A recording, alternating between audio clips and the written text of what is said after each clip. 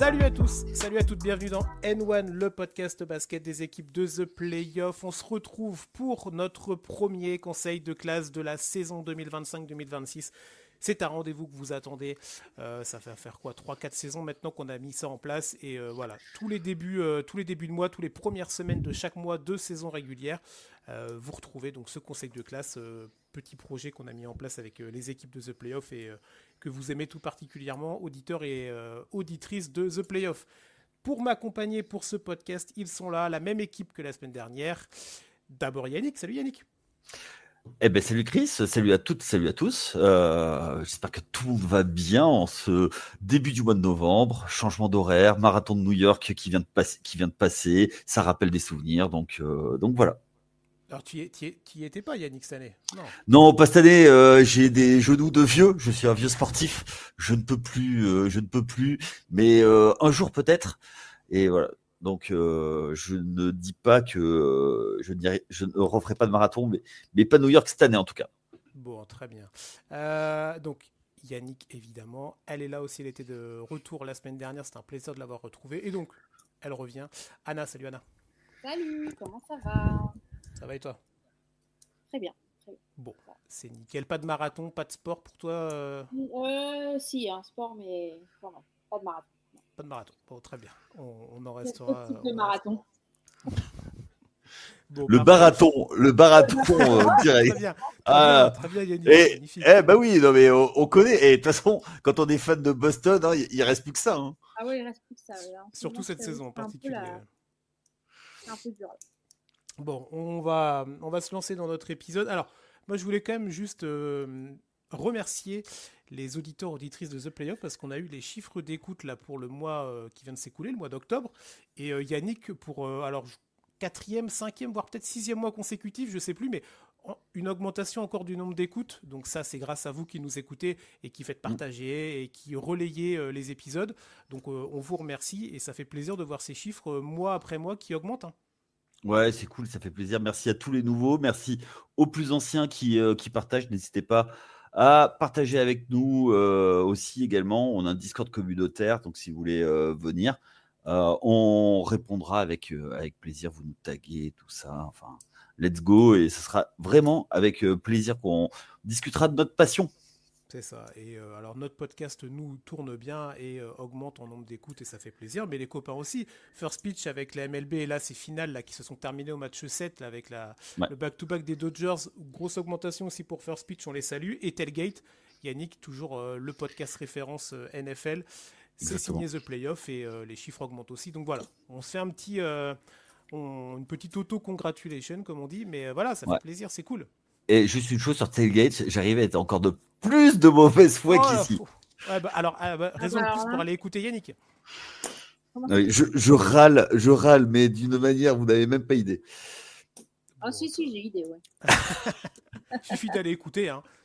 Voilà, exactement. Et en plus, quand vous écoutez, vous n'avez que ce que vous entendez. Vous n'avez pas l'avant et l'après. Hein. C'est peut-être mieux, vous me direz. Oui, c'est pire. Un jour, on fera un enregistrement juste, mais tiens, on fera un podcast que de l'avant et de l'après, pas du pendant. Non, tu vois non, on va être censuré. On fera un hors-série, tu vois, pour la fin de l'année. Bon, on va se lancer avec notre conseil de classe. Alors, on va rappeler rapidement, parce que tu disais, Yannick, il y a des nouveaux, il y a des nouvelles, mais même pour ceux qui étaient là l'année dernière, on va faire le petit rappel. Pas beaucoup de changements dans le conseil de classe, on garde les choses qui fonctionnent. Juste, restez bien jusqu'à la fin de l'émission. On a une exclusivité à vous proposer. Mais vraiment, c'est quelque chose d'inédit. Et on est très content de pouvoir vous proposer ça. Ce sera en toute fin d'émission. Donc vraiment, restez jusqu'au bout. Et ce sera un rendez-vous qui sera normalement amené à revenir.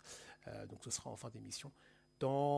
D'ici 2h57 à peu près. Parce qu'avec les acolytes qui sont là aujourd'hui, on va encore discuter pendant un long moment. Non, il n'y a que Anna qui parle. Il n'y a que moi qui parle. Toujours. Je m'arrête pas. Conseil de classe. Alors, on rappelle, on est sûr à chaque fois. Donc, un petit bilan du mois précédent, on rappelle bien, parce que nous, on tourne, donc toujours pareil, on tourne le dimanche fin de journée, donc on est le 2 novembre, mais on a pris en compte les matchs du mois d'octobre. D'accord, c'est important de le prendre en compte. On a toujours 4 catégories. Yannick, tiens, tu les as de tête, les catégories?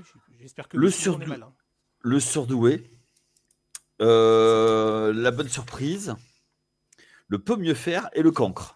C'est ça. À chaque fois, une équipe par catégorie. On prendra quelques minutes pour en parler, revenir sur les bonnes ou les mauvaises performances de ces équipes-là, parler un petit peu du calendrier à venir aussi pour ces 4 équipes. Ensuite, on aura les petits délégués du mois. On avait instauré ça l'année dernière, à chaque fois, le joueur dans chaque conférence qui a vraiment marqué le mois. Bon, petit indice, je pense qu'on parlera français dans en tout cas une des 2 conférences. Et ensuite, du coup, on terminera avec cette petite exclusivité qu'on vous propose donc tout à l'heure en fin de podcast. Est-ce que vous êtes prêts, messieurs, dames ? Oui. Oui, on y va. On est parti. Prêt, on est parti et on va commencer avec le surdoué. On va commencer avec le bon élève du mois. Et le bon élève du mois, c'est les Spurs. Hein. C'est cette équipe de San Antonio avec un bilan de 5 victoires, 0 défaites. C'est une première dans l'histoire des Spurs et ça ne leur était pas arrivé 5 victoires de suite depuis 2019. Donc c'était quand même, ça fait assez vieux quand on est à l'échelle de la NBA où tout va toujours très vite. Yannick, oui. Je te lance un petit peu et voilà, on fait du ping-pong évidemment. Sur cette équipe des Spurs, le bilan est magnifique, 5 victoires, 0 défaites. Une attaque qui est 15e, mais une première défense de la Ligue. Et surtout, on a un phénomène français qui est incroyable. Tu parles d'attaque, il y a un offensive rating que je n'ai pas noté, mais c'est surtout le defensive rating que j'ai noté. Je rappelle pour les auditeurs, un defensive rating, c'est quand on ramène à 100 possessions pour pouvoir en fait comparer toutes les équipes. C'est-à-dire que si toutes les équipes jouaient 100 possessions, combien de points ils marqueraient, combien de points ils encaisseraient. Et après, on peut même faire par joueur, tout ça. Donc ça, c'est les ratings. Ils sont premiers en nombre de points, effectivement 103 points, mais en defensive rating, ils sont aussi premiers, mais c'est pas pour moi la stat qui est la plus importante, c'est le net rating, c'est la différence entre l'offensive rating et le defensive rating, et ils sont premiers à ce rating. Moi, je trouve ça plutôt bien. Il y a juste 2-3 points de vigilance, moi, du côté des Spurs, c'est que c'est la 27e en termes de possession, c'est-à-dire que c'est une équipe qui ne récupère pas plus de possession que ça et qui est 27e sur 30 en termes de possession jouée. C'est-à-dire que combien de fois elle a eu la balle en attaque. Donc ça veut dire quoi ? Ça veut dire que ça peut s'améliorer en termes de rythme, avoir plus de shoot. Justement, sur les réseaux sociaux, notre ami Elliot, que vous allez entendre un petit peu plus tard, a parlé avec Zachary Rizaché, et donc le rythme de possession est un facteur très important en NBA.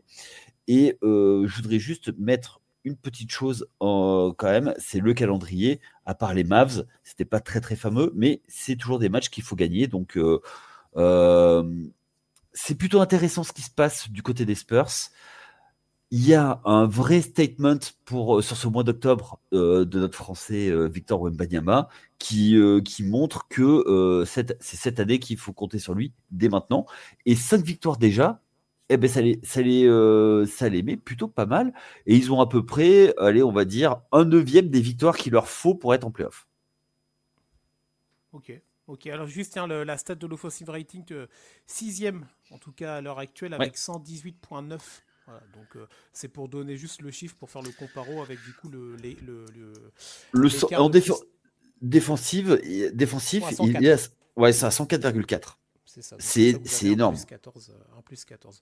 Ouais. Voilà. Vas-y, Anna, continue si tu veux sur les Spurs. Sur les Spurs. Alors en effet, le calendrier était plutôt entre guillemets facile, mais il n'y a jamais de calendrier facile parce que les matchs, il faut les gagner, il ne faut pas arriver trop arrogant. Malgré tout, c'est un petit peu la critique qui est faite sur les Spurs. Oui, bon, en même temps, avec le calendrier, c'est entre guillemets facile d'avoir les 5 matchs gagnés. Je ne suis pas totalement d'accord. Et Wemby, ça faisait très longtemps qu'il n'avait pas joué.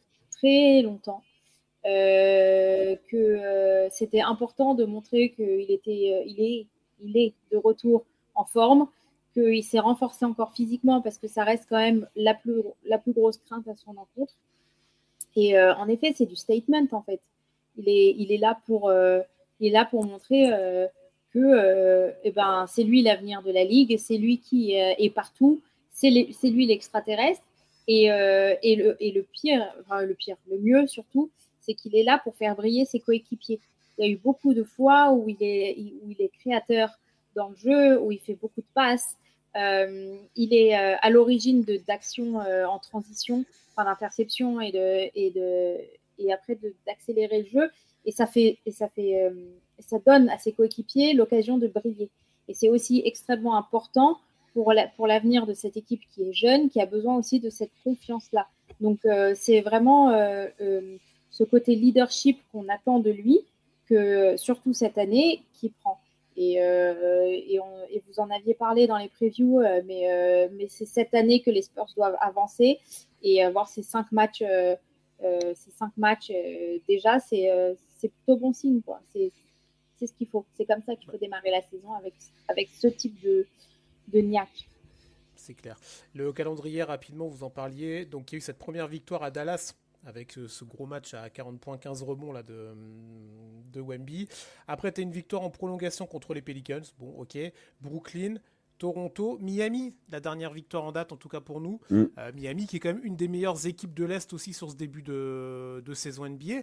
Donc, j'entends l'argument du calendrier, mais il y a quand même, voilà, le Dallas du début de saison.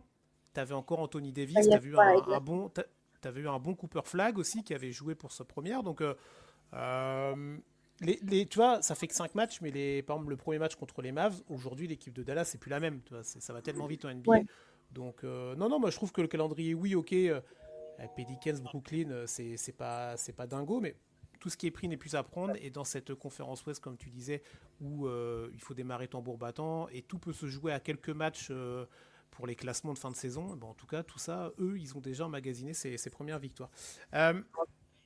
Juste quand même, pour parler de Victor Wembanyama quelques instants, si vous voulez bien, ses stats là, sur ce début de saison, il a 30,2 points de moyenne, quasiment 15 rebonds, un peu plus de 3 passes, un peu plus d'une interception, une interception et demie, quasiment 5 contres. Ça, c'est quand même dingue. Peu de pertes de balles, il est qu'à 1,8 pertes de balles par match. Il est numéro 1 en rebond en moyenne de la ligue. Il est numéro 1 en rebond défensif en moyenne de la ligue. Et il est numéro 1 en moyenne de blocs sur la ligue.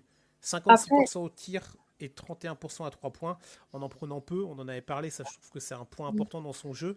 Il y a les stats, mais il y a surtout ce qu'il dégage. Il est extrêmement impressionnant. Il est extrêmement impressionnant et puis... encore une fois, c'est beaucoup dans l'attitude. Les stats me parlent, mais moins que l'attitude d'une manière générale. Le fait qu'il soit là, il est au centre de toutes les actions qui sont intéressantes. Dans l'attitude aussi, il crie, il est présent, il a tout ce langage en fait corporel qu'on attend d'un leader. Par contre, il y a un truc où ça peut pêcher et où ça peut poser des petits problèmes, c'est en termes de gestion des fautes. C'est encore quelque chose qui doit évoluer, c'est quelque chose qui fait peur d'une manière générale aux Spurs. Voilà, c'est important qu'il arrive à contrôler cet aspect-là de son jeu en défense. Mais sinon ouais, sur le côté vraiment ce qui dégage, c'est il est pas là pour enfiler des perles. Complètement. Après, moi, il y a une chose, c'est que les contres, c'est bien beau, mais pour moi, c'est rarement de la défense. C'est de la défense quand tu viens en aide. Si c'est sur ton joueur, c'est pas de la défense. Tu dois empêcher ton joueur d'avoir la balle. Comme ça, tu défends. En fait, c'est beaucoup plus. Comment dire ça. C'est la vraie défense, c'est quand t'as pas besoin d'être sur ton homme, enfin sur ton joueur. Donc c'est plus. Moi, ce qui est intéressant dans les contres, c'est beaucoup de contres où c'est pas son joueur en fait, où il vient en aide. Et c'est ça qui dissuade beaucoup, je trouve. Je reste persuadé que cette année, il peut aller au quadruple double. Oui, c'est possible. Ouais. Quand tu vois que contre les Pels, il fait 9 contres, ça m'étonnerait pas qu'il le fasse. Hein. Ouais. Et alors, juste pour l'aspect défensif, Yannick, parce que je te rejoins à moitié sur ce que tu dis sur les comptes, mais on va pas faire le débat maintenant. Par contre, sur l'aspect dissuasif, c'est là aussi qu'il est extrêmement fort, parce que ça, c'est pas dans les stats. Mais alors on le sait depuis qu'il est arrivé au NBA, mais peut-être encore un peu plus cette année, le nombre en fait d'actions où l'adversaire va changer son plan de jeu, ou alors le mec il va venir en pénétration, et là il y a l'ombre de Victor qui arrive. en fait, le gars, il va changer sa trajectoire, ou il va aller faire une passe au lieu d'aller driver, par exemple, tu vois. Donc tout ça, c'est dans un package global, et pour rejoindre Anna sur le côté effet général, en fait, qu'il montre. Alors si en plus, maintenant, il fait des cartons offensifs incroyables, avec une meilleure sélection de shoot, c'est pour ça que moi, je suis vraiment... très content, on va dire ça comme ça, du fait qu'ils prennent moins de 3 points, même si on a pris un peu plus sur le dernier match, je crois, ou l'avant-dernier, mais qu'importe. Il y a une variation dans son jeu, je pense il a trié un petit peu son jeu et il va à l'essentiel. Et il va à l'essentiel alors que c'est ça, c'est quoi c'est sa deuxième saison et il n'y a que 5 matchs. Troisième. Mais il a besoin de shoot à 3 points. Et c'était intéressant qu'il prenne des shoots pour une raison bête. C'est que son défenseur va être obligé de le suivre et il va pouvoir le driver. Et en fait, quand il va venir, il va pouvoir attaquer les close-out beaucoup plus, de manière beaucoup plus dure et incisif. Donc là, il faut qu'il continue à prendre, allez, 3 points maximum par match et ce sera très bien. Et après, surtout, c'est qu'il rajoute du vrai post-up, quoi. Et du putback. Donc, pour moi, c'est ce qu'il fait, c'est plutôt bien. Et on n'a pas parlé, mais il y a le reste de l'équipe aussi. Bah vas-y, très bien, on enchaîne comme ça. Tu vois, Stéphane Castle qui joue pour dépanner sur le poste de meneur. Harrison Barnes qui est toujours là, qui fait du bien. Tu vois, on sent que le travail de Mitch Johnston, où il y avait vraiment des doutes sur lui avant la saison, on se disait, est-ce que c'est le bon coach? L'année dernière, on lui a enlevé son jouet Victor. Je pense que là, maintenant, il a toutes les cartes en main. Et je pense que ça peut être pas mal. On va voir ce que ça donne. Donc, après, j'ai pas trop regardé Dylan Harper. Mais il fait du bon taf aussi. Moi, je trouve que c'est surtout Castle, en fait. Je trouve que déjà, sur ce que j'ai vu des matchs, bien sûr, on voit Wemby, il est prédominant, etc. Mais quand c'est pas Wemby qui brille, c'est Castle. Après, bien sûr, tu as les aides à côté, machin. Tu parles d'Harrison Barnes, qui est vraiment là comme un lien dans l'équipe, avec toute l'expérience qu'il apporte, etc. Lui aussi, il est toujours dans les bonnes actions. Mais Castle, c'est dans les jeux en transition, c'est toujours lui qui y est. C'est toujours lui qui est là, qui est en avant, qui est dans la réaction, qui est dans la vitesse, dans l'accélération du jeu aussi. Enfin, même pas forcément en transition d'ailleurs. Et je trouve qu'il a vraiment passé un cap sur cette année et c'est un plaisir de le regarder jouer. Juste avant de finir, quand tu dis transition, c'est du jeu de contre-attaque? Yes, monsieur. Oui, alors donc c'est pas de la transition. La transition, il y a quand même, parce que derrière, tu as quand même. C'est ma marotte. C'est juste que c'est ma marotte parce que en France, on commence à appeler la transition la contre-attaque, alors que non, la transition, c'est quelque chose de bien spécifique, madame. Oh, donc, ça va. Mais tous les petits qui connaissent pas le basket, ils font la confusion. On est là pour leur apprendre des choses. Parce que je parle pas que de la contre-attaque à 2 joueurs contre 1 ou 3 joueurs contre 1. Je te parle aussi d'une contre-attaque où ils sont 3 joueurs contre 2 et où là, en fait, tu es obligé de garder quand même cette accélération dans ton jeu et ne pas arriver sur du placé. C'est aussi ça.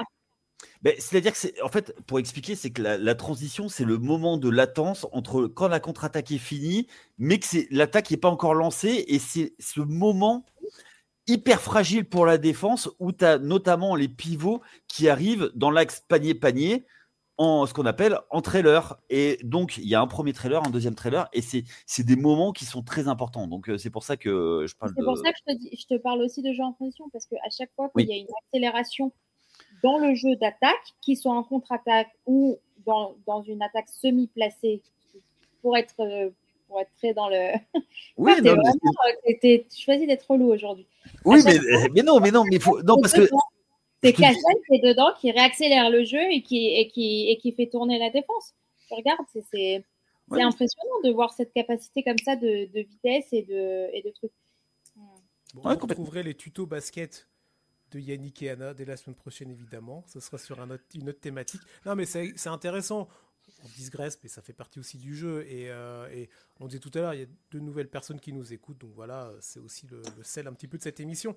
On va enchaîner après les Spurs, mais vraiment belle équipe autour du phénomène Victor. Avoir le retour de De'Aaron Fox aussi, comment ils vont réarticuler tout ça, la base arrière et le jeu backcourt quand Fox reviendra. Ça peut poser problème, je sais pas, mais ça va poser des questions en tout cas. Donc on verra ça le moment venu. Mais voilà, donc voilà, on pourrait parler encore pendant longtemps des Spurs, mais on va enchaîner juste le calendrier à venir pour San Antonio. Il y a 2 déplacements à Phoenix et aux Lakers. Celui-là, alors bon, Phoenix, ok. Celui aux Lakers va être pas mal parce que tu as Doncic qui est revenu, Austin Reeves là, qui est toujours aussi fort. Ensuite, tu reçois Houston, donc pas mal aussi. Tu reçois les Pelicans, bon. Tu vas à Chicago et tu as 2 fois les Warriors. Donc, calendrier intéressant. On parlait du calendrier dit abordable des Spurs. Là, à venir, tu as Lakers, Houston, Chicago, on va en parler dans quelques instants. C'est pas mal. C'est surtout par rapport aux Lakers et aux Rockets que tu les attends par les autres équipes. Si tu veux te qualifier en playoff directement, tu dois les battre. Oui. Bah, surtout dans les confrontations comme ça, Ouest-Ouest, où tu sais que tout peut se jouer. Donc, ça compte double. Ouais. On passe pour les Spurs, on y reviendra évidemment tout au long de la saison. Deuxième catégorie de notre conseil de classe, c'est la bonne surprise. Alors là parce que Yannick, on les a taclés dans nos émissions tier list du début de saison. Là, je trouve que des experts, messieurs dames, des experts. L'équipe porte vraiment bien le nom de la bonne surprise, c'est les Chicago Bulls. Alors, on va en parler. 5-0 pour les Bulls, même bilan que les Spurs. Alors, Yannick, tiens, ça va être ton moment où tu vas adorer, le moment stat que tu vas adorer. Le 5-0, meilleur démarrage des Bulls depuis 1996 et 1997 avec un certain Michael Jordan et Scottie Pippen. Donc voilà, ton GOAT, ton meilleur joueur, tout ça, mais depuis du coup 96-97. C'est le GOAT. Ouais, d'accord. Depuis 30 piges, quasiment 30 piges, les Bulls n'avaient pas eu ce démarrage en 5-0. On a une équipe qui est vraiment qui fait plaisir à voir, un collectif qui fonctionne bien, qui tourne bien. Qu'est-ce que vous voulez un petit peu aborder autour de cette équipe des Bulls Alors moi je vais te dire, avant de lâcher la main, moi c'est l'éloge de la stabilité en fait. C'est la plupart, le 5 majeur est le même que l'an passé. Ouais, mais on l'avait critiqué de fou. On oui, mais pas de dire en fait, c'est une équipe mid, c'est une équipe play-in, tout ça. Non, mais bien sûr, mais pour l'instant, en fait, pourquoi ça tourne? Les autres équipes, elles sont pas encore prêtes, et eux, ils sont prêts. Ils savent exactement comment les autres jouent. Tu as un Josh Giddey qui marche sur l'eau, et puis voilà. Après, ils ont battu les Pistons, et bon, après, est-ce que ça va être les Pistons de l'an passé? Ils ont joué le Magic qui boite actuellement. Les Hawks, bon, voilà. Les jumeaux de l'Ouest, les Kings, et ils ont battu les Knicks. Bon, les Knicks qui sont sur. Les Knicks, on n'en parlera pas aujourd'hui, mais on pourra en parler, tu vois. Et pas dans la bonne catégorie. Voilà. On savait que ça allait arriver parce que le coaching, enfin bref. Donc, eux, ils sont toujours sur le même chose. Ils profitent à fond de ce début de saison. Et ils ont raison, et c'est pour ça qu'ils sont là. Ils ont 6 joueurs à plus de 10 points. Et Kobe White qui est pas là. Donc, oui, en plus, ouais. Il y a quelqu'un qui te marque en particulier, Anna. Yannick parlait de Josh Giddey, qui vraiment impressionne quand même le il est à quasi 20 points de moyenne sur le début de saison. Oh, il est même à plus, il est à 22. Il a 22, Josh Giddey. Ah ouais, voilà, c'est ça. Alors, j'ai mal lu, mais c'est 8 passes décisives et 8,8 rebonds. C'est énorme. Quasi triple-double, hein. Quasi triple-double en 20 points quand même. Donc, en fait, à partir de là, tu sais, t'es en réussite, etc. Après, je ne sais pas trop ce qui change par rapport à l'année dernière. Toi, tu dis que ça arrive très... Je ne sais pas. Sincèrement, c'est la surprise. J'ai pas tellement la recette, leur formule magique pour avoir un début de saison comme ça. Juste, c'est intéressant de voir parce que justement, il avait, il parlait dans une interview post-match ou je sais plus quoi de ce qu'il avait vu avec avec Oklahoma City qui était devenu champion juste après qu'il soit parti, etc. Et que ça lui foutait la haine, mais que ça augmentait un petit peu sa motivation, qu'il avait aussi envie de montrer. Et je pense que peut-être que ça joue un rôle dans ce début de saison qui est assez impressionnant. Je sais pas si cette belle surprise va durer sur toute la saison.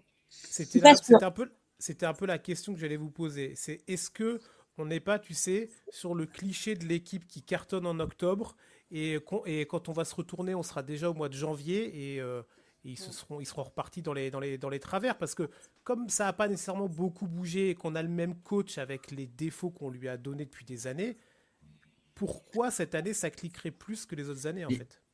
Mais parce qu'en fait, là, ils ont leur série de victoires qu'ils n'arrivent pas à avoir. Donc, tu vois, pour aller en play-off, faut quoi à l'Est, ça va être quoi? Ça va jouer à 45? Bah, c'est pareil, ils ont fait. Un petit peu plus que la moyenne, 50%. Ouais, donc tu vois, ça fait 40, ça fait un neuvième des victoires. Ouais, tu vois, ils les ont déjà, tu vois. Ce qui est pris n'est plus à prendre. Et donc, oui, effectivement, ça peut très vite s'arrêter. Ils peuvent prendre des rafales mais enfin, ils ont déjà fait ça. Regarde, l'année dernière, Cleveland a surfé sur sa série inaugurale. Il y a 2 ans, c'était les Magic. C'est pas inconcevable avec la confiance. Tu vois pas les Bulls faire la saison des Cavs de l'année dernière quand même. Non. Moi, je les vois, tu vois, voilà. Je les vois lutter au lieu d'être 9-10e, lutter pour le 6e spot. Ok. Ah moi, oui. Donc, mais okay. Il y a des limitations, mais tu as des joueurs. Regarde, tu as Vucevic, il te met 20 points, 12 rebonds tous les matchs. Ah bah lui, c'est double-double quasi. Ouais, il a 3 double-double en 5 matchs. Déjà... Oui, mais tu sais qu'il va tu sais que c'est pas extraordinaire, mais tu sais que c'est régulier. T'as Guidi qui score. Eh ben écoute, qu'est-ce qu'on demande? On demande pas plus. Hein. T'as un autre petit gars dont vous n'avez pas parlé et qui est vraiment intéressant. Boutzelis. C'est sa deuxième saison, Matas Boutzelis, 11e choix de la draft 2024. Il se montre vraiment sur ce début de saison. C'est un mec qui a l'air d'être capable de faire beaucoup de choses et de savoir très bien les faire. Et ça, c'est vraiment une bonne pioche pour cette équipe des Bulls. Je te dis pas que ça va devenir une superstar ou un mec, tu vois, qui va être en haut de l'affiche. Mais ça peut être un gars qui peut, sur des soirs où peut-être le Vooch sera un peu en moins dedans, où Guidi va peut-être avoir un petit trou d'adresse, et ben lui va continuer à être régulier. Il est à combien, la Bouzélis? Il est à 16 points, quasi 4 rebonds, un tout petit peu plus d'une passe. Les statistiques sont plutôt pas mal. Il a quasi 50% au shoot, 35% à 3 points. Bon, ok. Mais c'est vraiment dans ce qu'il propose et dans la lecture et l'intelligence dans le jeu. Il est vraiment... ça peut vraiment être une très très bonne pioche pour les Bulls, tu vois. Parce que les Bulls à la draft, on va pas parler de Patrick Williams, mais ils n'ont pas eu que des réussites, tu vois, ces dernières années. Là, ils ont peut-être trouvé quelqu'un, tu vois, qui peut les aider. Oui, mais parce que je pense qu'il fit bien avec Guidi et que c'est un très bon finisseur. Après, il manque de création. Parce que dans cette équipe, ça manque de création. Oui, en dehors de Guidi, t'as qui? C'est ça en fait c'est ça qui va manquer dans la foule plus tard dans cette équipe pour se maintenir, parce que les équipes, elles scoutent tellement, elles regardent tellement, ils vont trouver les failles. On sait que Vooch, tu sais que tu vas pouvoir l'attaquer, il n'est pas mobile, il défend pas, et il marque 20 points, mais il t'en coûte 24-25. Tu le sais. Bon, mais tu sais, je pense que c'est une équipe qui se connaît bien, qui sait exactement ce qu'elle est et ce qu'elle n'est pas. Donc, pour moi, c'est pas. Ok. Donc toi, Yannick, pour conclure sur les Bulls, plutôt confiant, toi? On va en savoir plus une fois qu'ils vont avoir joué les Sixers, les Spurs, voilà quoi. Donc, Ils ont un mois de novembre. On va voir, parce qu'après, une hirondelle fait pas le printemps, mais c'est pas à l'automne que ça compte. On sait très bien que c'est au milieu de l'hiver et au printemps. Après, voilà. Mais, et toi, Anna, t'es plutôt quoi? Du coup, ça va perdurer ou alors ce qu'on disait, le côté on va se retourner le mois prochain et ils seront plus en 5-0, mais ils seront. Je pense pas que ça va durer toute la saison. Ouais. Je pense pas. Je pense que oui, en effet, c'est le début de la saison et tu sais, tous les ans, tu as toujours, t'as toujours ces équipes-là qui font cet effet de très bons départs et qui finalement s'essoufflent parce que ça. Et je pense qu'on est dans dans ce type-là de configuration. Malgré tout, je trouve que c'est quand même plutôt encourageant parce que on se moquait un peu des Bulls ces dernières années. Oh, c'est pas notre genre. Pas du tout, jamais, vraiment pas. Et donc là, de les voir un petit peu se mettre sur le devant de la scène et réussir leur jeu collectif est plutôt intéressant en plus. C'est vraiment bon, c'est bien pour les Bulls. Voilà, ça donne de l'espoir pour l'avenir. Je suis pas sûre que ça va durer énormément de temps, mais c'est bien. Alors, surtout que, alors moi, c'est une des raisons qui me fait peut-être dire que ça fonctionne bien pour le moment, les Bulls. Quand vous allez regarder un petit peu la grille salariale, tu as Nikola Vucevic, Zach Collins, Kevin Huerter, Kobe White, Ayo Dosunmu, Javon Carter, Delon Terry, je suis parti chercher loin, ils sont tous en contracteur. Plus aucun joueur n'a de contrat à l'issue de la saison. Alors, vous en faites la conclusion que vous voulez, mais on connaît aussi ces saisons-là. Tu vois, Austin Reeves, par exemple, aux Lakers, c'est la même. Tu vois, alors lui, il a une player option à 14 millions qu'il ne prendra jamais, mais c'est typiquement le truc, tu vois, où tu es en année contractuelle, donc tu vas peut-être surperformer un petit peu pour aller te signer un bon gros contrat. Je te dis pas qu'ils vont tous se casser la gueule derrière, mais quand je suis allé voir la grille salariale, ça m'a fait rire, parce que tu as ce côté-là, ils sont tous à devoir prouver que. Donc, je sais pas, alors oui, tu as raison, mais je suis pas sûre qu'en début de saison comme ça, ce soit le significatif. Je pense que c'est plus sur le long terme, tu vois, c'est plus la performance individuelle, etc. C'est mon opinion, je suis pas sûre que ce soit la bonne, mais... Oui, bon, après, c'est la tienne en tout cas. Le calendrier à New York, bon, bah ça c'est victoire facile pour les Bulls, Yannick. Ah. Au Madison, faut aller y gagner, je pense. Parce que là, va y avoir la pression forte sur les Knicks.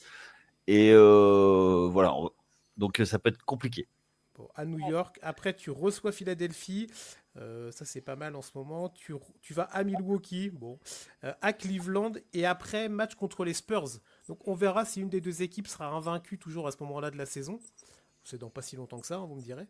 Mais qui aurait dit que San Antonio, Chicago, mi-novembre, peut-être un choc, tu vois. Ah. Ben, c'est vrai.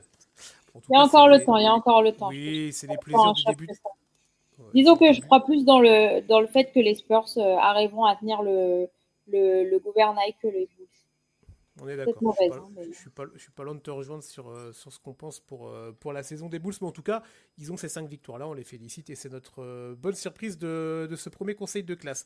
On va descendre un petit peu de niveau et de qualité avec la 3e catégorie et c'est l'équipe peut mieux faire. Alors, on a eu le choix, on est parti sur une équipe de l'Est encore une fois. Et là, on est parti sur le Orlando Magic. Alors, au moment donc, où on a pris les comptes, donc c'était fin octobre, 2 victoires, 4 défaites. Il y a une victoire là dernièrement contre Washington, mais c'était dans le cadre du mois de novembre, donc nous on ne la prend pas en compte. Une attaque toujours aussi moche, une défense qui est aux abois.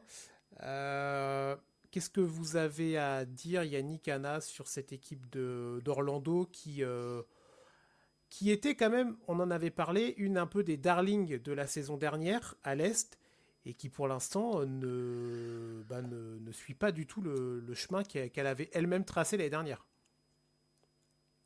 Moi, je vois un souci, c'est deux soucis. C'est l'intégration de Bane, qui était là pour régler quelques problèmes, notamment pour le shoot longue distance. Et il y a un autre vrai problème, c'est que c'est toujours le même, c'est le poste pivot. quand ton pivot, c'est Wendell Carter Jr., j'aime beaucoup. Hein. J'ai rien contre lui. J'aime beaucoup ce joueur. Bon, il vient de Duke, pas de bol. Mais le gars, c'est un peu ledge, quoi. Tu vois, tu le mets backup, je veux bien. Mais titulaire dans une équipe, eux, leur vrai problème, c'est ça, c'est qu'il va falloir trouver un vrai pivot et que Bane soit un peu plus là. Après, Wagner et Banchero sont tous les deux à plus de 22 points. Mais et ils ont 7 joueurs au total à plus de 10 points en moyenne. Mais c'est chaud, quoi. Aujourd'hui, tu vois, je pense que c'est une équipe, je pense qu'ils savent ce qu'ils sont capables de faire et ils sont un peu en mode ouais, non, mais ça, on va appuyer sur le switch on et ça va passer. Puis je suis pas sûr que que le moteur ne cale pas un moment. Ok, alors c'est intéressant que tu parles de Desmond Bane parce que l'année dernière, le Magic était voire la pire équipe en pourcentage à 3 points de la ligue. Donc c'était quand même quelque chose pour une équipe qu'on trouvait plutôt sympa quand même au demeurant. Et là, donc ouais, l'ajout de Desmond Bane était en partie fait pour résoudre ces problèmes-là. Bah, le problème, c'est que pour l'instant, il est à 25% à 3 points. C'est son pire pourcentage en carrière. Alors on est sur un petit échantillon de match, donc on va attendre. Mais c'est vraiment un problème pour l'instant, une équation insoluble pour cette équipe-là du Magic. Une équipe où il y a le fond de jeu offensif, désolé, mais ils sont 28e de la ligue en termes de passes décisives. Donc ça montre bien qu'en gros, c'est je prends le ballon, je le garde, et je ne vais pas dire que c'est pas tous les soirs du Hero Ball, c'est pas ça, mais la construction offensive est pas là. Et en fait, ils ont aussi ce côté d'identité, en fait. C'est quoi leur identité offensive? Là, ils jouent vite, le plus vite possible pour en fait pallier à ce côté, ce manque de... Comment? Non, dans le top 10 de la pace. Donc, ouais, c'est une équipe, ça court, tu vois. Ça va vite, tu vois. Et ils ont là, je vois, ils ont 104 possessions par match. C'est énorme, en fait. Alors que l'année dernière, ils étaient à 96. Donc, il y a un changement, en fait. Il y a littéralement un changement d'identité dans l'attaque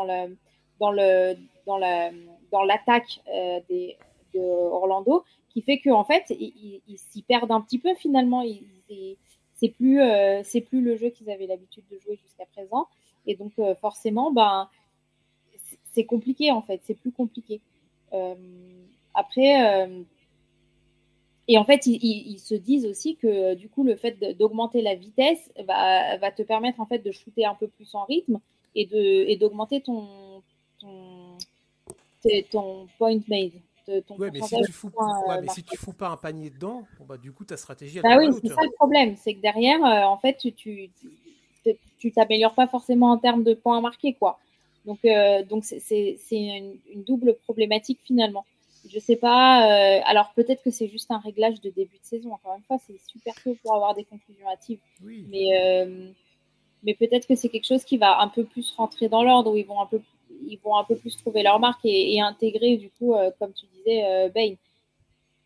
J'ai du mal à me dire que ça va continuer comme ça et que ça va être un peu mieux faire tout au long de la saison. Je pense que ça va, au contraire, ils vont augmenter le rythme de victoire. Pour le coup. Oui, non, mais c'est une équipe où il n'y a pas à s'inquiéter encore. C'est pas une équipe qui est vraiment larguée.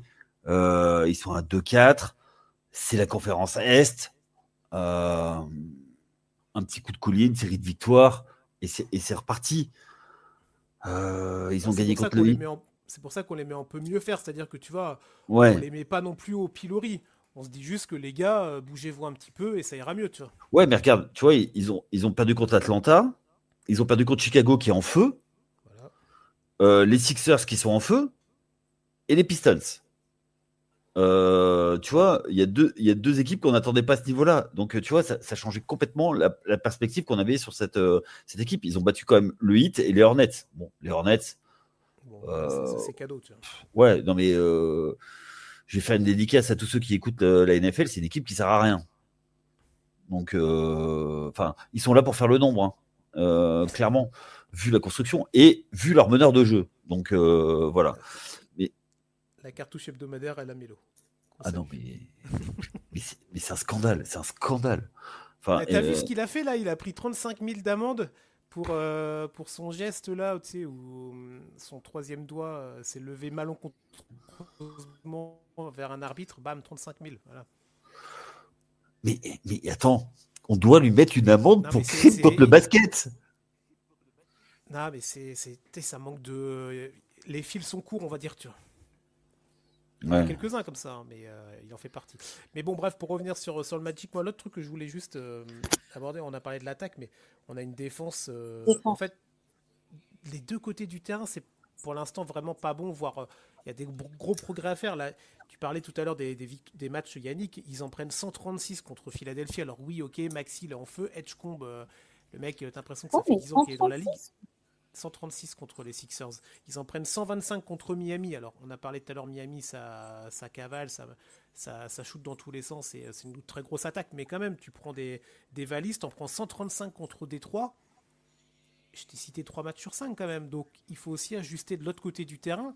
Donc, parce que, en fait, si tu cumules les tares, c'est-à-dire que si tu te prends plus de 130 points par match et que de l'autre côté du terrain, tu mets pas un panier parce que ton pourcentage d'adresse à 3 points est dégueulasse et que globalement, tu as une attaque qui ne tourne pas parce que tu es 28e en termes de passe D.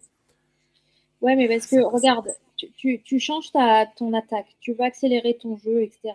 Potentiellement, quand tu n'es pas habitué à ce type de jeu-là, eh ben, tu vas beaucoup plus perdre ton ballon, en fait, en attaque. Et forcément, derrière, tu prends les paniers en contre-attaque, c'est beaucoup plus difficile de mettre en place ta défense à ce niveau-là. Alors, moi, il y a aussi une chose, c'est que si tu parles de nombre de points, et que tu es 9e en nombre de possessions, forcément, ton adversaire aura également plus de possessions puisque tu vas jouer plus vite et tu vas shooter plus rapidement. Donc forcément, ton adversaire aura plus la balle, donc il marquera plus de points. Donc si en plus c'est une équipe qui est run and gun, donc voilà. Non, mais en rating, ils sont 21e. C'est là où en fait il y a un problème, c'est qu'effectivement, il va falloir, s'ils veulent être dans une équipe playoffable, baisser cette defensive rating ou alors marquer un peu plus de points. Et c'est beaucoup plus facile de baisser le nombre de points de l'adversaire. Donc, et si effectivement ils veulent avoir plus de rythme, mais quand tu as plus de rythme, enfin plus d'action, forcément tu shootes plus vite. Et plus tu shootes vite, plus tu donnes la balle à l'adversaire. C'est mathématique. Bon, on va enchaîner après pour notre dernière catégorie. Juste un petit mot du français Noah Penda quand même, qui a du temps de jeu, qui monte petit à petit. Il avait été DNP sur les 3 premiers matchs. Il a joué jusqu'à 17 minutes là, dernièrement. Donc on va voir ce qu'il va pouvoir proposer le jeune français, mais c'était juste à noter. Le calendrier pour le Magic. Alors oui, on n'a même pas dit qu'un Mo Wagner était toujours absent. Ça peut être aussi quelque chose qui va expliquer, évidemment, ce début de saison un petit peu poussif. Ça n'explique pas tout, mais ça peut expliquer des choses. Ouais. Mais voilà, il y a le retour de Swords aussi. Oui, mais bon, finalement, il est de retour, mais on pensait que des problèmes allaient être résolus par son retour. Pour l'instant, c'est pas ouf. Mais non, mais c'est normal, parce que du coup, tu ménages son retour. Le calendrier. Deux fois Boston, les Knicks, les Rockets, Washington. Deux fois Boston, ça c'est 2 victoires faciles. Hop. Bon, allez, ça va, ça suffit. J'étais sûr que t'allais la chuter. C'était qui t'as le nom? Tu peux m'épeler le nom du meilleur marqueur de Boston lors du dernier match là qui avait lieu dans la nuit de samedi à dimanche? Quand j'ai vu le nom, j'ai rigolé, tu vois. Tu l'as pas vu, Anna? Dans la nuit de samedi. Non, j'ai pas vu le match. Tu l'as pas vu? Bon, bah, du coup, la vanne tombe à l'eau, mais Schiderman ou un truc comme ça te parle pas? Le Boston était en back-to-back. C'est Xavier Tillman? Tu veux dire? Non. Bon, bref, je vais aller chercher et je te dis ça. Mais bon, oui, voilà, 2 fois Boston, voilà. Atlanta sans Trae Young. Donc, bon, il y a des choses à aller ramasser du côté du Magic. La dernière équipe, c'est notre cancre. On va en parler et ça nous fera le lien pour la fin du podcast. Les Pacers d'Indianapolis, pareil, on prend les matchs uniquement du mois d'octobre, donc on n'a pas pris en compte la victoire là, la dernière victoire contre les Warriors, la belle victoire contre les Warriors, ou alors la très moche défaite des Warriors plutôt. Donc 0-5 pour Indiana au moment, en tout cas, où on prend tout ça en compte. On va faire court sur Indiana parce qu'on est déjà à 45 minutes d'épisode, mais et on a d'autres choses à aborder ensuite, mais en fait, on les a mis en cancre, mais l'infirmerie est c'est même plus une infirmerie, Ah oui, c'est l'équipe c'est un entière hôpital en fait, c'est une structure entière tellement il y a de joueurs. Quand tu vois donc Tyrese Haliburton, on sait il sera pas là. T'as Obi Toppin, Bénédicte Mathurin, McConnell, Nembhard, ils ont peu ou pas joué de la saison. En fait, t'as quasiment l'équipe qui a été en finale NBA qui ne joue pas en fait. Donc, Il n'y en a que fait, Siakam qui est là. ouais, il y a que Siakam. Non Ouais. mais tu vois, Rick Carlisle, il va te sortir des mecs de temps en temps. Là, le match contre les Warriors, il a sorti un autre gars du tiroir, mais en fait, tu peux pas, tu peux rien faire quand tu as autant de joueurs à l'infirmerie. Bah non. C'est Mais compliqué, hein. c'est ça le problème. Et puis surtout, je pense que sans leur joueur star Haliburton qui les a remis sur le devant de la scène, c'est compliqué. Alors, on connaît mon amour pour Haliburton, mais force est de constater, c'est que c'est le joueur qui est, même si c'est pas le franchise player, mais c'est le joueur d'identité en fait de cette équipe. Et on en parlait en off sur Netflix. On voit que c'est un gars qui est important dans l'équipe. En plus, déjà, c'est un meneur. Donc, le meneur, il gère beaucoup de choses. Et c'est un accélérateur de particules. Et sans lui, c'est compliqué. Et si en plus, McConnell est blessé, ne joue pas. Ça devient très très compliqué pour cette équipe du Magic qui peut pas. Ouais, Non, tu l'as dit, des Pacers. Des Pacers. Oui, du Magic, pardon. Oui, j'étais encore sur Magic. Oui, des Pacers. T'as Siakam qui est toujours là, qui fait ses stats, tout ça, mais bon, c'est vraiment compliqué. Alors, C'est en attaque parce qu'en défense, ils sont 16e au rating, quoi, tu vois. Il arrive quand même à limiter la casse en défense, tu vois. Avec une équipe après de le net rating, ils ont le 28e pire net rating de la ligue. Bon, après, s'ils sont cancres, c'est pas pour rien, mais. Oui, mais parce que en attaque, en fait, quand tu es obligé de tout changer en attaque, c'est le plus dur. Bétonner une défense, créer des schémas défensifs, c'est pas le plus compliqué, quoi, tu vois. Mais l'attaque, ça demande des timings, des choses comme ça. Après, Rick Carlisle, c'est tellement un maître tacticien qu'il arrivera toujours à trouver un truc. Il va te sortir une zone, il va te sortir deux, trois astuces, une match-up. Mais derrière, en attaque, c'est plus compliqué, tu vois. Maintenant, c'est fini où tu fais un pick and roll à la Karl Malone, John Stockton, tu vois. C'est plus possible. Donc, bon, juste pour donner les éléments, ouais, Mathurin, il a joué 2 matchs. Obi Toppin, il en a joué 3. Ben Shepard, non, il a tout joué. Mais ouais, voilà. Bon, Siakam, il a tout joué aussi. Andrew Nembhard, c'est lui que je cherchais. Il a joué qu'un match. Donc, en fait, tu as déjà un effectif qui est quand même. Alors, qui était sympa l'année dernière, mais qui est limité. On rappelle comme ils ont aussi perdu Miles Turner durant l'intersaison. Ouais. Ça se remplace difficilement, voire ça se remplace pas. Pour l'instant, ça se remplace pas. Donc, tu perds des joueurs à l'intersaison, soit par blessure Haliburton, soit par mouvement d'intersaison Miles Turner. Et après, tu as le reste de l'effectif qui n'est pas non plus d'une longueur abyssale de banc. Bah, en fait, ils sont tous pétés ou ils se cassent tous les dents depuis le début de saison. Après, c'est pas juste un joueur majeur en fait, qu'ils ont perdu. Non, c'est ça. Si tu les comptes, c'est 3. Tu vois, 3 quand tu es 5 sur le terrain, c'est beaucoup. C'est vraiment beaucoup. Mais c'est 60%. Bah. Ah ouais, c'est bien, t'es bon en maths. Aujourd'hui, Yannick, il n'y a que des chiffres. Hein. 1/9 des victoires, 60%, c'est monsieur chiffre. Hein. Ouais, non, mais. Tu veux, je peux faire Maître Capello aussi. Je pourrais te donner des mots, des mots savants. Bah alors parle à notre jeune communauté, Yannick, parce que là, Maître Capello, ils connaissent pas. Ah oui, Maître Capello, c'était une personnalité de télé dans les années 80. Voilà, qui était dans les jeux de 20 heures avec Jean-Pierre Descombes à l'époque où il n'y avait que 3 chaînes. Voilà, ouais. Ah, tu disais, Anna. Ouais, donc finalement, quand tu perds plus de la moitié de ton équipe, ouais. C'est compliqué en fait, les matchs qui arrivent. Et derrière, bah, en fait, forcément, c'est des cancres, mais les pauvres, ils n'ont pas tellement le choix que d'être des cancres en fait. Ah oui. Le reste. Non, mais tu vois, c'est un cancre. Mais c'est un cancre, on a un peu de peine pour eux, tu vois. C'est pas, c'est pas les non, mais bon, Yannick, non, évidemment. Ouais, ça va. C'est pas les Pelicans, et on en parlera. En fait, c'est ce qu'on s'était dit aussi quand on a préparé les équipes. on s'est dit tiens, il y a des équipes, on va se les garder dans le frigo parce on sait très bien qu'on en parlera dans la saison en temps.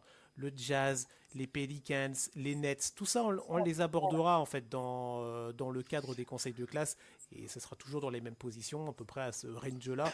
Donc bon, voilà, les Pacers, c'était aussi l'occasion de pouvoir parler un petit peu d'Indiana. C'est dommage, quoi. C'est dommage parce Ouais. que il jouait une finale NBA et puis là, il se retrouve à 0,5. Ouais, mais à quel prix en fait? Ça va vite. Voilà, c'est ça. C'est à quel prix ils ont joué la Alors finale.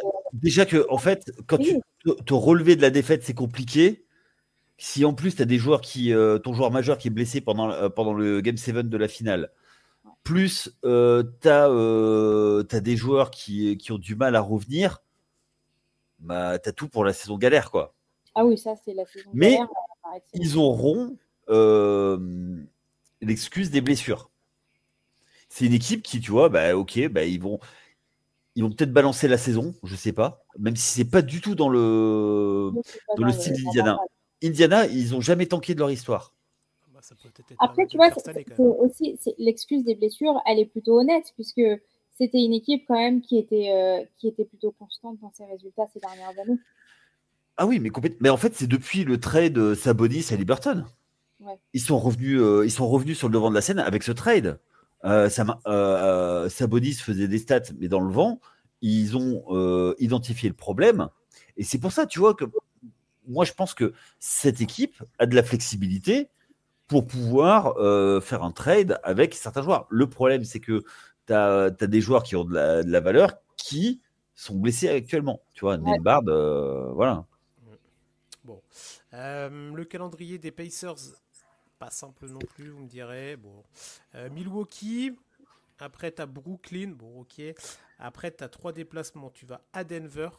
On va pas parler des Nuggets, mais voilà, gros début de saison aussi de Denver. Après tu vas aux Warriors, donc la revanche du match là qui s'est fait ce week-end où Steph Curry a vraiment pas été très bon et les Warriors ont peut-être un petit peu pris le match par-dessus la jambe. Et enfin à Utah. Donc ça va être compliqué. Bon, tu peux peut-être aller gratter le match contre Brooklyn ou Utah, mais après ça risque d'être un peu compliqué.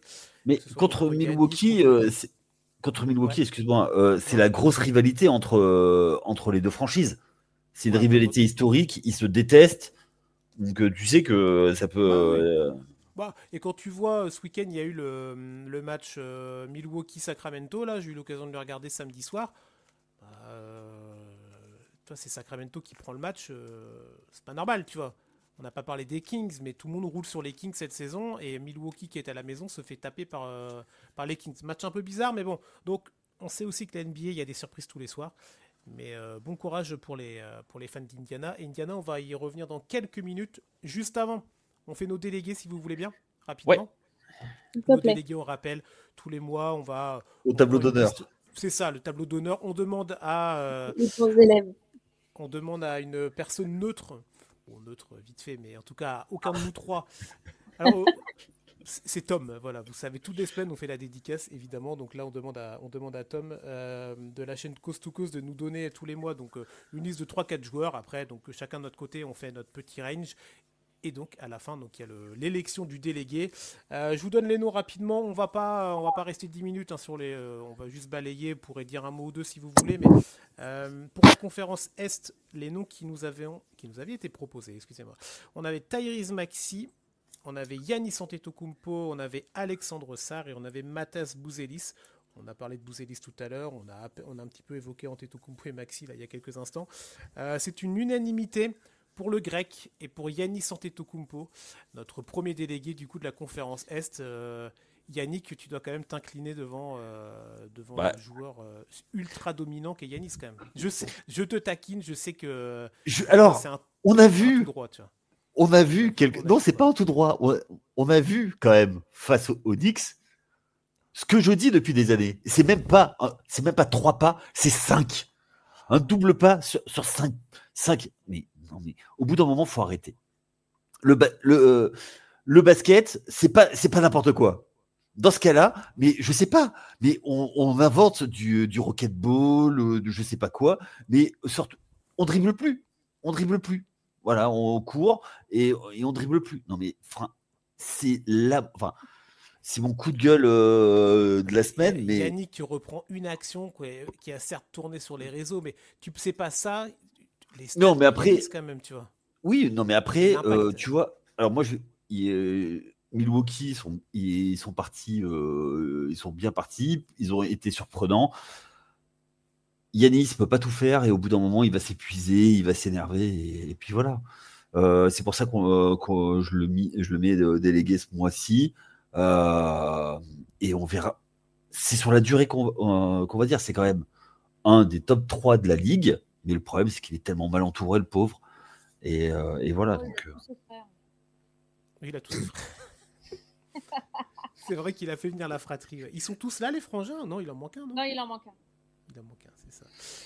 Et quand il est bien entouré, je reprends le match contre Sacramento, dans le 4e quart-temps où tu as un Kyle Kuzma incandescent, et bah du coup c'est Doc Rivers qui décide de bencher Kyle Kuzma à la fin du match, alors que c'était le meilleur marqueur des Bucks, en tout cas dans le 4e quart-temps, et que Milwaukee était revenu. Et du coup, bah, qu'est-ce qu'il fait notre ami Doc? Oh bah Kyle, tu vas aller sur le banc et tu ressors pas. Bon, voilà. Donc ça n'aide pas non plus pour l'ami grec. Je rappelle mode takes. Yannick, t'as rappelé la tienne tout à l'heure en début d'émission, je rappelle la mienne. Giannis Antetokounmpo ne finit pas la saison à Milwaukee. moi, j'y crois pas. Enfin, j'y crois pas du tout. D'après Cham, c'est possible. Ouais, mais où? Et d'après Chris. Mais le problème, c'est qui c'est qui va offrir un package suffisamment intéressant pour avoir le Yanis. Ton équipe de New York, quand elle sera un bilan à peine à l'équilibre avant le All-Star break, non? Peut-être, je sais pas, tout hasard. Oh putain, mais c'est pas beau de souhaiter du malheur aux gens, c'est pas beau, putain. Et j'habite pas au rez-de-chaussée, hein. Je suis en appartement, j'habite pas au rez-de-chaussée, donc s'il te plaît. C'est pas beau, mais c'est tellement vrai. Bon. Mais Vas-y. Il y aurait eu 15 ans, je t'aurais dit oui, jouable. Là, cette année, avec Léon Rose, j'y crois pas. Bon. On verra où sera Giannis Antetokounmpo, mais en tout cas, il est notre délégué, il est sur notre tableau d'honneur du mois d'octobre. Et à l'ouest, on avait Austin Reeves, qui a surperformé avec les Lakers sur la dernière semaine du mois d'octobre. Nikola Jokic, qu'on a à peine abordé, qui est en triple-double depuis le début de la saison. Chez Gilgeous-Alexander, on n'en parle même pas. Et Victor Wembanyama. Du coup, c'est Victor Wembanyama qui a été élu, du coup, délégué. Bon, on va pas refaire 10 minutes sur Wemby, on en a parlé. On pourrait. Félicitations. On pourrait, mais on va pas le faire. Mais en tout cas, Cocorico pour notre français. Mais la lutte, quand même, je veux dire, que tu mettes rapidement du Reeves ou du SJA, peut-être Jokic un range en dessous, mais tu vois, ça aurait été chez Gijus, ça aurait choqué personne. Il déroule et son équipe déroule depuis le début de saison. Il y a un côté un peu pris pour acquis avec cette équipe du Thunder. J'ai un peu de mal. Ah, t'es dubitative. Ok. C'est pas que je suis dubitative. C'est un excellent joueur, il n'y a pas de problème. Et l'équipe, elle est très forte, elle est championne NBA, tout ça. J'ai du mal à accrocher. Ah, oui, je saurais pas pourquoi. En fait, c'est peut-être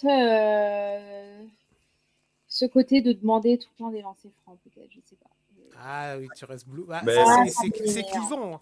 Il est joueur clivant là-dessus. En fait, ça c'est l'apanage des grands joueurs. Hein. Les grands joueurs ont le coup de sifflet.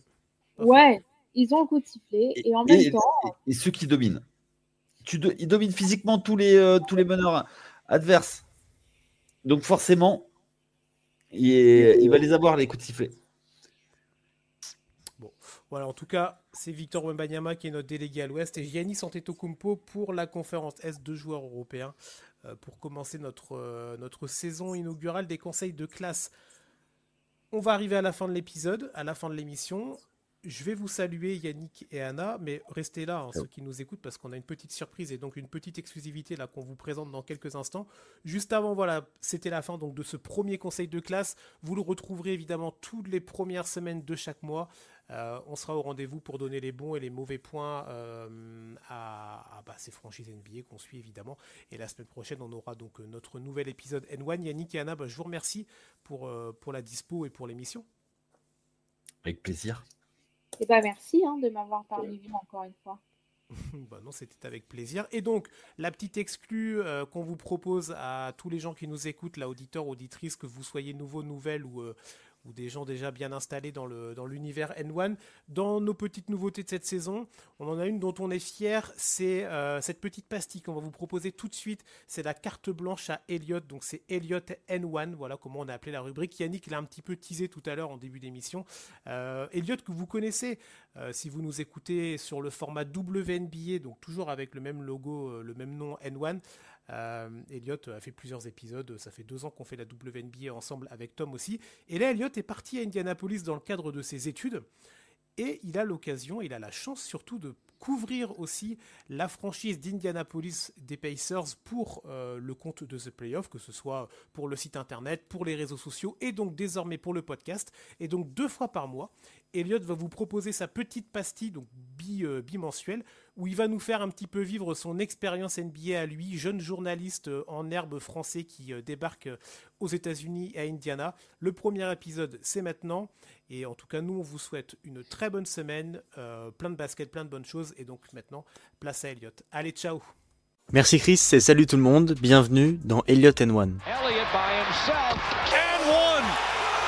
And it's up to 9 with 104 remaining. Pour ceux qui ne le savent pas, je m'appelle Elliot Caillot, je suis étudiant aux États-Unis à Indianapolis et donc j'en profite pour couvrir la NBA pour The Playoff. Avec l'équipe podcast NBA N1, on vous a prévu 2 fois par mois une pastille Elliot N1 où je vais vous raconter la NBA de l'intérieur, comment ça se passe d'être un jeune journaliste français aux États-Unis. Et pour ce premier épisode, je vais tout simplement vous raconter ma journée du vendredi 31 octobre. En ce jour d'Halloween, j'ai eu la chance de couvrir le match des Pacers face aux Hawks. Donc la première étape, c'est de faire quelques recherches avant le match et notamment sur Zachary Rizaché que j'ai eu la chance d'interviewer. Donc d'abord, j'ai commencé par taper son nom sur YouTube tout simplement pour voir s'il y avait des interviews récentes de lui et je suis tombé sur un documentaire Prime qui avait été fait le 30 octobre, donc la veille, et qui m'a donné quelques informations que j'ai pu utiliser pour l'interview. Et donc après, le matin, je me suis directement rendu à la salle pour assister au shoot-around. Donc l'entraînement est ouvert aux médias pour une quinzaine de minutes. Les joueurs enchaînent juste les tirs avec leurs entraîneurs respectifs. Et à la fin de ce shoot-around, j'ai donc eu la possibilité de parler avec Zachary Rizaché. L'interview complète est disponible sur les réseaux sociaux de The Playoff, notamment sur Insta. Je vous laisse avec un petit extrait où Zachary Rizaché aborde sa off-season NBA et je vous reprends juste après. Très long par rapport à ce que j'ai pu connaître auparavant, d'avoir le temps de travailler et de me reposer en même temps. À la fin de la saison, reprendre un peu d'énergie, profiter de la famille, partir un peu en vacances et puis après finalement c'était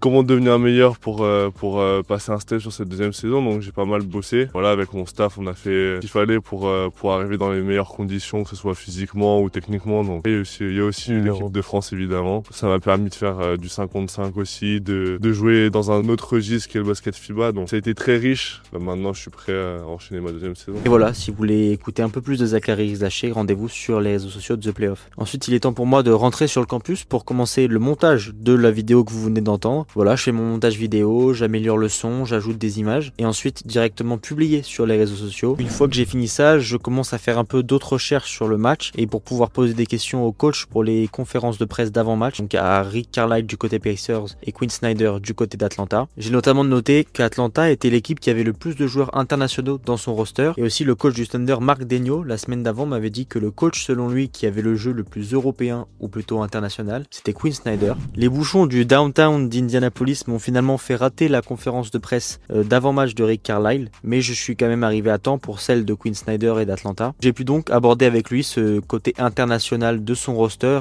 et de son coaching. La conférence de presse de Rick Carlisle avait donc lieu à 17h15 et celle de Quinn Snyder à 17h30 et le match est à 19h et les horaires sont toujours les mêmes pour les matchs à cette heure-là. Il me restait donc à peu près 1h15 avant le tip-off et j'ai pu profiter de l'échauffement des Hawks et notamment de Kristaps Porzingis qui a enchaîné les pick and pop et avec une adresse redoutable et une mécanique de tir assez étrange avec toujours cette jambe qui part vers l'avant mais très très efficace. À peu près 40 minutes avant le tip-off, je suis retourné dans la salle de presse où j'ai pu dîner. J'ai aussi discuté un peu comme d'habitude avec les collègues journalistes américains qui couvrent les Pacers. J'ai ensuite pris le traditionnel paquet de popcorn floqué des Pacers et je suis monté m'asseoir dans l'espace réservé aux médias avant que le match commence. Et ensuite, ce qui se passe après l'entre-deux, vous découvrirez dans un prochain épisode d'Elliot N1. En tout cas, vous retrouvez Chris et l'équipe habituelle la semaine prochaine. Et ensuite, si vous voulez suivre mes aventures en direct d'Indianapolis, ça se passe sur les réseaux sociaux. Vous pouvez chercher Elliot Caillot sur Insta, Twitter ou TikTok. Et je vous dis à bientôt. Ciao.